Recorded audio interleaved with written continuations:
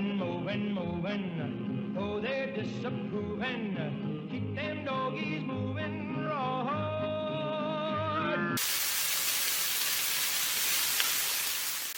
There's a lot at stake in this next video.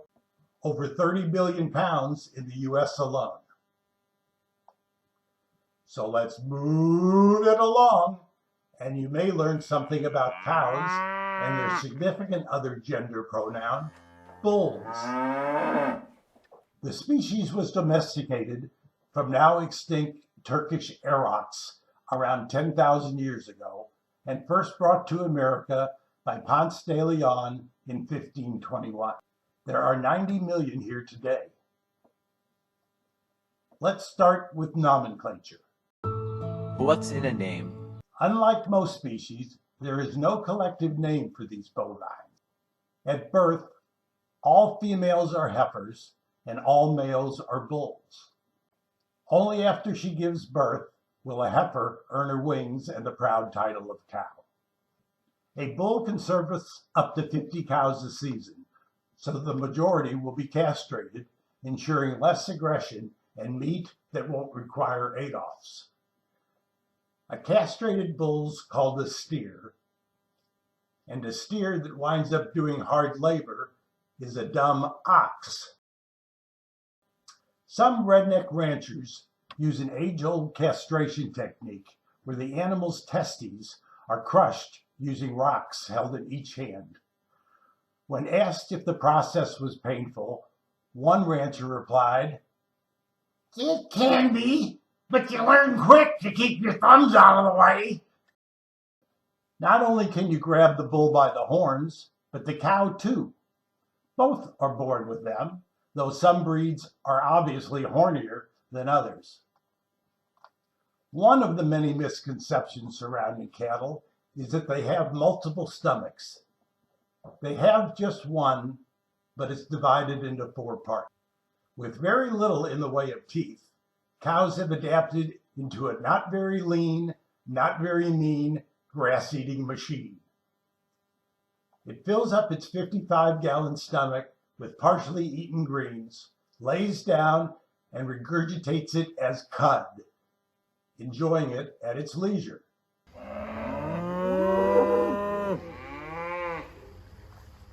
They spend 8 to 10 hours a day off their feet, but sleep far less. Being cow-eyed is a good thing. Their panoramic vision offers them a 330-degree view. There are no wild cows, but domestic ones are found wherever humans are. Having value for only meat or dairy, they are increasingly bred to be the top of their class. As a result, though hardly an endangered species, many individual breeds that don't stack up have now gone the way of the dinosaur. A possible exception is the Scottish Highland cow. They keep them around because they're just so damn cute. Although 65% of all leather comes from cows, it only accounts for about 5% of its value. The reason they're cash cows is either milk or meat, depending on the breed. Either way, the long-term outlook for any individual is pretty short. Dairy cows may have it the worst. Record holder Big Bertha lived to almost 49, but most are milked out by the age of 4, and though not bred for meat, end up sharing the same fate as those who were. If that's not bad enough, keep in mind that a dairy cow only produces when it's pregnant. So a good farmer makes sure she spends all her short life in the family way.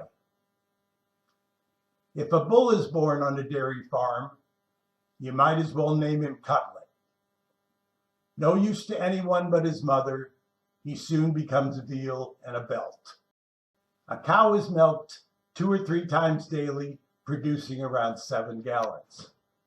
To do it, she'll eat around 100 pounds of feed and drink 50 gallons of water. We all know the one about getting chocolate milk from a brown cow. But did you know it's no joke? How now? Easy. Just force feed it 20 gallons of Hershey's syrup first. Well, at least I didn't say it was utterly delicious. Well, I could.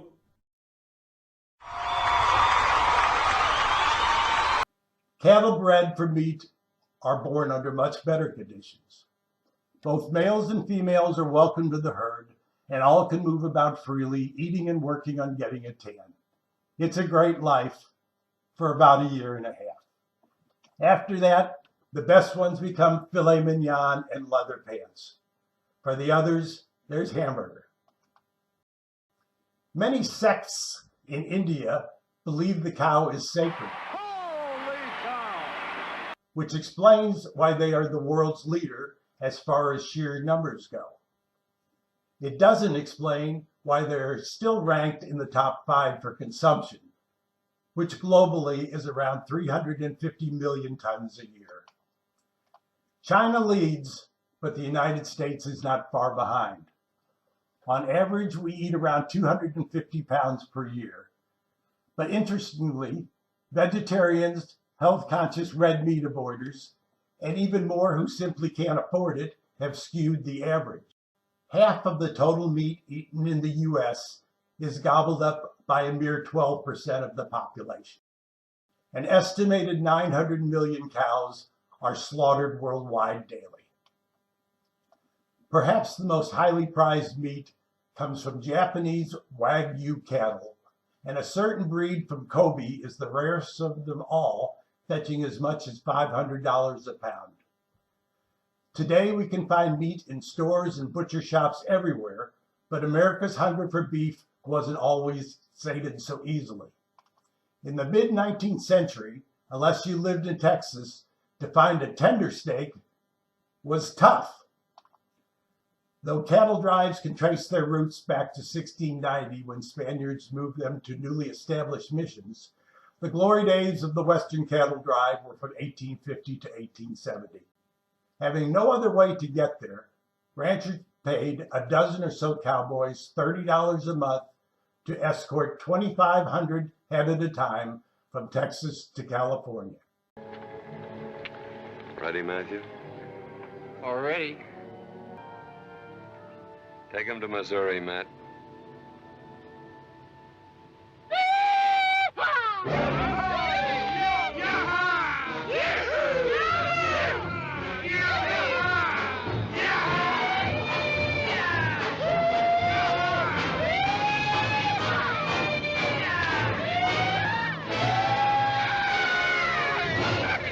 The herd could travel about 15 miles a day, and the drives could last 6 months.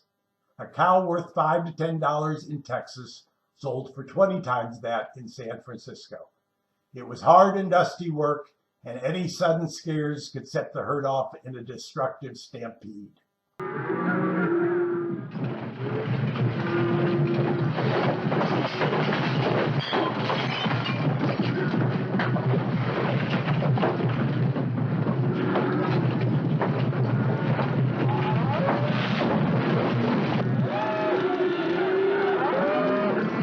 Colonel Charles Goodnight was instrumental in the evolution of the cattle drives.